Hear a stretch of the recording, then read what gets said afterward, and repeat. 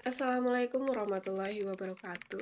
Perkenalkan, nama saya Anggelia Metuasari, NIM 630402096, Program Studi Manajemen Bisnis Syariah, Fakultas Ekonomi Bisnis Islam, IAIN Salatiga. Di sini saya akan mempresentasikan mengenai laporan bisnis plan dengan tema minuman squash butterfly bee flower drink atau bunga telang guna untuk memenuhi tugas ujian akhir semester dari mata kuliah studi kelayakan bisnis Islam dengan dosen pengampu Bapak Saifuddin MI. Seiring dengan perkembangan zaman, persaingan bisnis menjadi sangat pesat dan berkembang, baik di pasar domestik maupun internasional. Untuk mendapatkan lahan usaha, perusahaan harus mampu memberikan layanan yang baik, serta memberi kepuasan kepada para konsumen. Peluang bisnis salah satunya ada dalam bidang kesehatan, karena di kalangan masyarakat pasti mengalami gangguan kesehatan dan tidak akan pernah habisnya.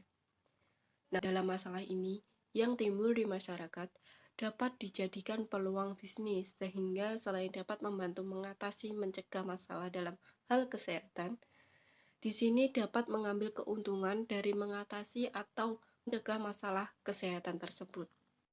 Misalnya saja dalam periode dekat ini, masalah tipes, demam berdarah banyak melanda masyarakat, sehingga saya ingin membuat produk untuk mengatasi masalah tersebut dan menjadikannya sebagai peluang bisnis. Dengan membuat produk yang memperkuat sistem kekebalan tubuh seseorang, seperti minuman yang mengandung kaya vitamin dan mineral, seperti minuman squash, dan produk-produk minuman kesehatan seperti minuman yang mengandung ramuan herbal, contohnya bunga telang atau butterfly bee flower. Prinsip penjualan minuman squash drink ini bukan hanya untuk menghasilkan laba semata, tetapi juga memerhatikan unsur kepedulian sosial terhadap sesama, seperti membuka lapangan pekerjaan, tidak mengambil keuntungan yang berlipat ganda atau riba, tetapi juga membantu masyarakat dalam menjaga imun tubuh atau kekebalan tubuh agar lebih peduli kesehatan lewat minuman-minuman yang sehat. Produk ini memiliki label halal.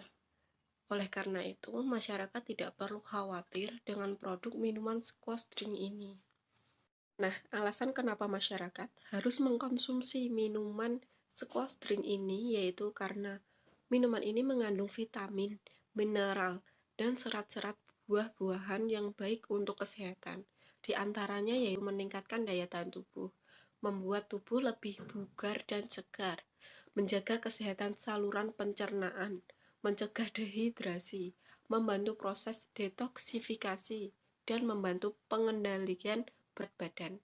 Selain itu, dalam pembuatan dan juga produksi minuman squash ini tidak digunakannya gula maupun zat aditif lainnya, sehingga masyarakat tidak perlu merasa khawatir mengenai kandungan zat-zat berbahaya yang terkandung dalam minuman squash ini, karena minuman ini aman untuk dikonsumsi.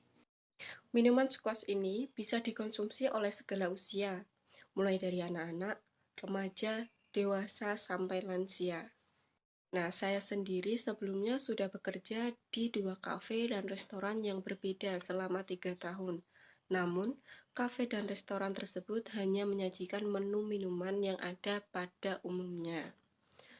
Nah, saya memiliki ide untuk membuat minuman yang sehat, halal, dan juga segar, sehingga muncullah ide mendirikan kafe minuman squash drink ini. Apapun kebijakan dan operasional yang dilakukan pada kafe squash drink ini berlandaskan Al-Quran dan juga hadis. Dengan demikian, apapun yang dijalankan berdasarkan fikih ekonomi Islam. Konsep squash drink ini dijalankan berdasarkan prinsip syariah, seperti tidak meminjam uang dengan konsep riba, produk yang dijual halal, dan tidak ada harga yang sangat tinggi. Bentuk pelayanan yang disediakan, pelayanan kafe squash drink ini menggunakan pakaian yang sesuai dengan syariah, baik laki-laki maupun perempuan. Adanya fasilitas tempat sholat, musola, memberikan insentif kepada karyawan, mengedepankan nilai-nilai jujur dalam hal menjual kepada konsumen. Kafe squash drink ini didirikan di Jalan Hawakusuman, Kubu Kradenan, dengan alasan daerah ini strategis di mana di tengah padat penduduk, tempat ini berlokasi di sebelah sekolahan. dan juga perkantoran, serta masih di sekitar pasar raya. Selain itu, belum ada yang menjual minuman khasiat dari bunga telang, sehingga dapat dipastikan kafe squash drink ini menjadi pusat minuman squash sehat satu-satunya yang diminati masyarakat. Karena minuman-minuman yang dijajakan oleh kafe lainnya hanya menjual menu minuman yang ada pada umumnya saja, dan belum tentu sehat untuk dikonsumsi oleh masyarakat. Tujuan membuat laporan studi kelayakan bisnis syariah yang pertama adalah ikhtiar untuk kesuksesan usaha. Yang kedua, meminimalisir risiko. Yang ketiga yaitu memudahkan perencanaan. Yang keempat, memudahkan pelaksanaan. Yang kelima adalah memudahkan pengendalian dan pengawasan. Kunci kesuksesan bentuk usaha ini yang pertama ada harga, yang kedua ada produk halal dan sehat, yang ketiga pelayanan yang baik, yang keempat adalah tempat yang strategis. Baik, kita langsung saja memasuki pokok pembahasan. Jadi pokok pembahasan kita yang pertama adalah aspek hukum dan juga politik. Jenis-jenis badan hukum. Jenis-jenis badan hukum yang digunakan untuk mendirikan industri ini adalah badan hukum perseorangan, di mana usaha kafe ini akan didirikan oleh pemilik usaha sendiri dan modal sendiri. Yang kedua ada dokumen yang diteliti. Terdapat KTP pemilik usaha, NIB nomor induk berusaha, SIU surat izin usaha, surat izin tempat, nomor pokok wajib pajak NPWP, serta sertifikat tanah dan juga surat berharga yang dimiliki. Aspek hukum dalam syariat Islam. Pemilik usaha minuman squash drink ini adalah seorang muslim, sehingga kafe yang didirikan sesuai dengan syariat Islam. Pemilik memiliki pengalaman yang sesuai dengan syariat Islam, sehingga dari proses produksi hingga pendistribusiannya dapat dijalankan sesuai ajaran Islam. Selanjutnya yaitu ada aspek pasar dan juga pemasaran. Yang pertama ada analisis STP, yaitu segmentasi, targeting, positioning. Yang pertama kita akan membahas mengenai segmentasi pasar terlebih dahulu. Cafe squash drink ini memiliki segmentasi pasar tertentu, yaitu 60% pelajar dan juga mahasiswa, 20% dosen dan karyawan atau orang dewasa, 10% anak-anak, dan juga 10% anggota masyarakat lainnya. Yang kedua ada targeting. Sasaran dalam usaha penulis yaitu untuk kalangan remaja, dikarenakan remaja lebih sering menghabiskan waktu di luar rumah, sehingga keadaan ini membuat para remaja memerlukan minuman yang segar. Selanjutnya ada positioning. Kafe ini sebagai satu-satunya kafe yang menjual minuman khasiat dari bunga telang, sehingga dapat dipastikan kafe squash drink ini menjadi pusat minuman squash atau mocktail yang segar dan sehat di Kecamatan Keradenan. Selanjutnya ada analisis minat konsumen dengan cara menyebarkan kuesioner kepada masyarakat tentang pendirian usaha ini. Kuesioner ini disebarkan kepada target pasar seperti masyarakat yang berada di sekitar usaha tersebut atau calon konsumen. Hasil jawaban dari penyebaran kuesioner ini dibuat tabulasi dan dijelaskan secara deskriptif. Kafe merupakan tempat yang cocok untuk bersantai, berkumpul, dan menghabiskan waktu. Peminat minuman squash ini terutama untuk kalangan remaja, karena kebanyakan remaja lebih sering menghabiskan waktu di luar rumah atau hangout, sehingga membutuhkan minuman yang dapat menyegarkan tubuh dan menjaga imun tubuh agar tetap fit. Pada umumnya, produk minuman yang dijual di pasaran atau ditawarkan di tempat kafe lainnya sangat banyak. Namun di kafe squash drink ini menawarkan produk yang tidak ada di kafe lainnya. Selanjutnya ada analisis mitra usaha. Kafe dengan konsep minuman squash di Kecamatan Keradenan belum ada, namun sudah terdapat kafe-kafe lainnya yang sama-sama bersaing mulai dari harga, pelayanan, hadiah, dan diskon barang. Selanjutnya ada analisis kuesioner. Berikut adalah jawaban-jawaban dari responden masyarakat yang telah disebarkan kuesioner mengenai pendirian usaha cafe squash drink ini. Selanjutnya ada analisis SWOT, yaitu Strength, Weakness, Opportunity, dan juga Threat. Yang pertama kita akan membahas mengenai strength atau kekuatan. Yang pertama yaitu memiliki SDM dengan etos kerja yang baik. Yang kedua harga produk ekonomis. Yang ketiga inovasi rasa yang berbeda dengan produk lainnya. Keempat penampilan yang unik dan menarik. Yang kelima, bebas dari bahan pengawet. Yang keenam, baik dikonsumsi untuk menjaga kesehatan tubuh. Selanjutnya yaitu weakness, kekurangan. Yang pertama, kurangnya modal untuk menjalankan bisnis ini. Kedua, harga bahan baku yang tidak stabil. Ketiga, banyak pesaing di lingkungan. Keempat, kepercayaan masyarakat terhadap produk yang kami jual kurang. Yang kelima, permintaan pasar yang tidak menentu. Yang keenam, produk tidak tahan lama. Selanjutnya ada opportunity. Yang pertama, menjaga kualitas produk. Yang kedua, tempat yang strategis dalam penjualan. Ketiga, budaya masyarakat yang konsumtif. Yang keempat, keinginan masyarakat untuk mencoba sesuatu yang baru dan unik. Yang terakhir ada trade. Yang pertama yaitu waktu untuk menghasilkan dan memasarkan produk. Yang kedua, tempat untuk memasarkan produk. Yang ketiga, banyak pesaing yang menjual produk dengan harga yang lebih murah. Yang keempat, tidak fokus pada satu jenis produk. Analisis bauran pemasaran. Yang pertama ada pedoman pada syariah Islam. Kafe Sukastring ini dijalankan sesuai dengan syariah Islam, seperti pemodalan tidak berasal dari pinjaman, sistem riba, produk yang dijual halal, jujur, dan tidak mengambil keuntungan yang tinggi, pelayanan yang ramah dan juga baik, berpakaian syar'i, sholat tepat waktu dan berjamaah, membayar zakat dan juga sedekah. Yang kedua yaitu ada produk barang atau jasa. Kafe Sukastring ini menjual minuman squash dengan kandung bunga telang, menjual produk yang aman, menyehatkan, dan segar. Jadi semua minuman yang dijual di Cafe Sukastring ini dipastikan semua menggunakan bahan-bahan yang alami. Tidak ada produk minuman yang diharamkan oleh syariat Islam seperti alkohol, bir, atau jenis minuman yang memabukkan lainnya. Selanjutnya yaitu ada nilai, terbagi menjadi dua, yaitu manfaat produk barang atau jasa untuk masyarakat. Keuntungan dari adanya Cafe Sukastring ini adalah semua produk yang dijual terjamin kehalalannya, sehingga masyarakat tidak perlu khawatir barang yang dibelinya.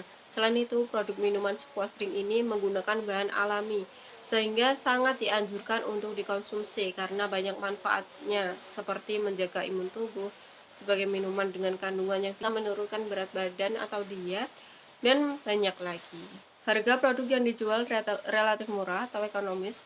Di samping itu disediakan harga promo atau diskon untuk produk tertentu untuk jangka waktu berlaku dalam sebuah perayaan yang ada di Indonesia atau hari-hari khusus untuk menarik minat konsumen.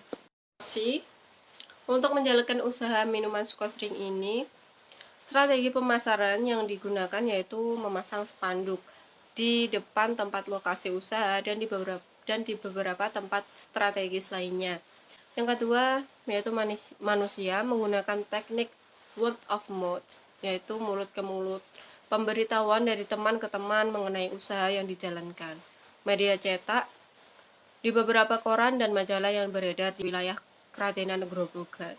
Media sosial seperti Facebook, Twitter, Instagram, melalui jaringan agar semua kalangan tahu mengenai usaha ini dan agar cepat tersebar luas. Yang terakhir yaitu stiker, memberikan nama dan logo di kantong plastik belanjaan untuk pelanggan. Distribusinya secara langsung menjual ke konsumen. Selanjutnya yaitu ada aspek keuangan. Aspek keuangan ini terdiri dari analisis arus kas dan analisis penilaian kelayakan investasi perspektif Islam, sehingga akhirnya dapat menentukan apakah usaha tersebut layak atau tidak. Selanjutnya yaitu ada sumber-sumber dana, bisa dilihat di tampilan slide ya teman-teman. Sumber dana dari usaha yang akan dijalankan berasal dari modal sendiri sebesar 80 juta rupiah. Jadi jika terdapat permasalahan pada usaha, semua permasalahan akan ditanggung sendiri. Jika terjadi kerugian akan ditanggung sendiri juga. Selanjutnya yaitu ada biaya kebutuhan investasi. Yang pertama ada perhitungan pra-investasi. Bisa dilihat di slide di sebelah saya ya teman-teman. Jadi perhitungannya seperti berikut. Selanjutnya yaitu ada fixed cost. Perhitungannya bisa dilihat di slide di sebelah saya. Selanjutnya variable cost pada pendirian Cafe Sukastring, bisa dilihat di slide sebelah saya ya teman-teman. Selanjutnya yaitu ada rasio keuangan. Yang pertama ada perhitungan ROE, bisa dilihat di slide sebelah saya teman-teman. Jadi perhitungannya seperti ini.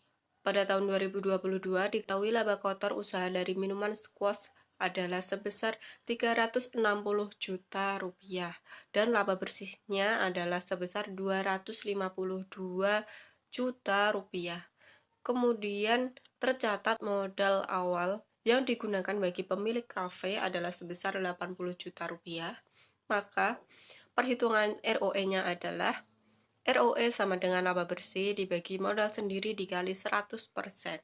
ROE dalam kurung 252 juta rupiah per 80 juta dikali 100%. Jadi total ROE-nya adalah 3,15%. Selanjutnya, yaitu ada perhitungan BEP. Untuk menghitung BEP pada minuman sukos ini, yaitu diketahui biaya tetap sebesar 9 juta rupiah yang terdiri dari biaya gaji pegawai plus pemilik dan lainnya. Ini di fixed cost ya teman-teman. Kemudian biaya variabel per unit sebesar 1 juta rupiah. Harga jual untuk minuman squash per porsi adalah Rp10.000 sebanyak 100 porsi dalam satu hari target penjualan dalam satu hari. Maka BEP, biaya tetap per harga jual per unit dikurangi biaya variabel per unit. BEP 9 juta rupiah per 10.000 dibagi 1 juta. Maka BEP-nya adalah 100 unit. Nah, produsen harus menjual 100 unit agar tidak mengalami kerugian dan memperoleh keuntungan. Selanjutnya yaitu ada perhitungan cash flow. Untuk perhitungan cash flow pada produk minuman squash drink bisa dilihat di gambar di sebelah saya, teman-teman. Selanjutnya yaitu ada perhitungan analisis GVM, yaitu Growth Value Method. Untuk perhitungannya bisa dilihat di gambar di sebelah saya, teman-teman. Untuk pembahasan selanjutnya ada aspek teknis operasi. Yang pertama ada teknologi. Usaha kafe ini tentunya menggunakan teknologi dalam memproduksinya, seperti alat-alat untuk menyeduh, untuk minuman-minuman seperti di kafe-kafe lainnya. Selanjutnya untuk tata letak kafe ini bisa dilihat di gambar di sebelah saya ya teman-teman. Selanjutnya yaitu ada jumlah bahan baku persediaan dengan perhitungan EOG. Berikut adalah daftar bahan baku yang diperlukan. Bisa dilihat di gambar di sebelah saya teman-teman. Selanjutnya yaitu ada aspek manajemen dan organisasi. Yang pertama ada pengalaman owner. Pemilik kafe squash drink ini sebelumnya sudah bekerja di 2 kafe dan restoran yang berbeda selama 3 tahun. Namun kafe dan restoran tersebut hanya menyajikan menu minuman yang ada pada umumnya. Pemilik kafe memiliki ide untuk membuat minuman yang sehat, halal, dan juga segar, sehingga muncullah ide mendirikan kafe minuman squash drink ini.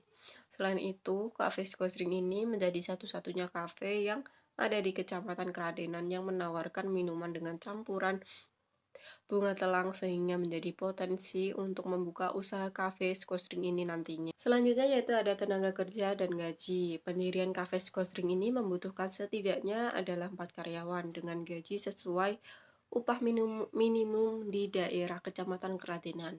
Rincian gaji per bulan setiap karyawan yaitu kasir sebanyak 1 orang yaitu 1.500.000, barista 1 dengan gaji 1.500.000, waiters 2 dengan rincian gaji 1 juta, 2 berarti totalnya jadi 2 juta, tukang masak dan tukang cuci, ini 1 orang, totalnya 2 juta. Selanjutnya yaitu ada job orientasi dari pekerja yang ada di cafe squash drink.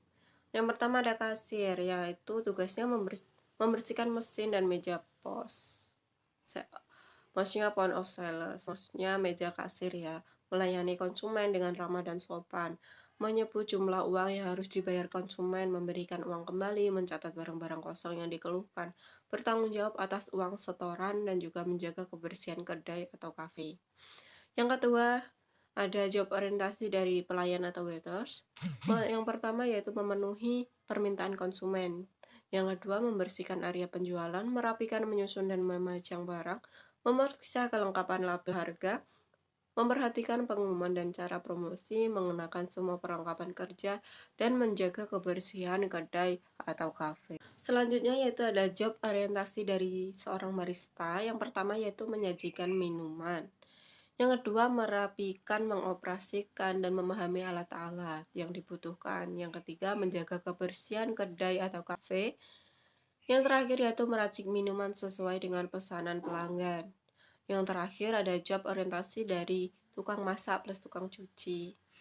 Yang pertama yaitu membuat kreasi berbagai jenis makanan sesuai dengan bidang keahliannya. Yang kedua, melakukan eksperimen untuk menciptakan resep makanan dan melakukan evaluasi terhadap hasil kreasinya. Yang ketiga, memasak makanan sesuai dengan pesanan. Yang terakhir yaitu mengawasi staf lainnya dalam menggunakan mesin dan fasilitas yang ada di dapur secara efisien. Selanjutnya yaitu ada job specification untuk mengisi bagian-bagian yang dibutuhkan oleh karyawan dengan kriteria. Yang pertama ada kasir, yaitu jujur, ramah, konsentrasi dan teliti, sabar, detail, cekatan, good looking, bisa bekerja sama dengan tim, usia minimal 17 tahun, maksimal 25 tahun. Yang kedua ada pelayan atau waiters, yaitu ramah, rajin, sabar, good looking, bisa bekerja sama dengan tim, usia minimal 17 tahun, maksimal 25 tahun. Selanjutnya yaitu ada barista. Yang pertama yaitu cekatan, mampu mengoperasikan alat, rajin. Cekatan bisa bekerja sama dengan tim, usia maksimal 30 tahun. Dan yang terakhir yaitu berpengalaman. Terus ada tukang masak dan tukang cuci, bisa masak, bisa bekerja sama dengan tim, rajin, cekatan, teliti, usia maksimal 35 tahun. Selanjutnya yaitu ada analisis ekonomi, bisa dilihat di samping saya teman-teman mengenai grafik pertumbuhan ekonomi. Pertumbuhan ekonomi di Kabupaten Grobogan cenderung fluktuatif antara 4-6% selama periode 2013 sampai 2017. Pertumbuhan tertinggi tercapai pada tahun 2015 sebesar 5,96%, sementara pertumbuhan ekonomi terendah terjadi pada tahun 2014 sebesar 4,07%. Dibandingkan pertumbuhan ekonomi Provinsi Jawa Tengah secara overall, pertumbuhan ekonomi di Kabupaten Grobogan terbilang masih tertinggal, tetapi pada tahun 2017, pertumbuhan ekonomi di Kabupaten Grobogan lebih tinggi daripada pertumbuhan ekonomi Provinsi Jawa Tengah dan nasional. Berdasarkan pertumbuhan ekonomi Kabupaten Grobogan menunjukkan tingkat pertumbuhan ekonomi secara umum mengalami peningkatan dari tahun ke tahun, yang ini mengidentifikasikan bahwa Kota Grobogan berpotensi untuk membuka usaha. Selanjutnya yaitu ada analisis demografi. Dilihat dari tabel di samping saya, diketahui bahwa nilai atau pertumbuhan penduduk di Kabupaten Grobogan, Kecamatan Keradenan mengalami peningkatan setiap tahunnya. Di tahun 2017, jumlah penduduk sebesar 123.072 naik sebesar 1.419% menjadi 124.491 di tahun 2018. Kemudian naik sebesar 2.348% menjadi 126.839 pada tahun 2019.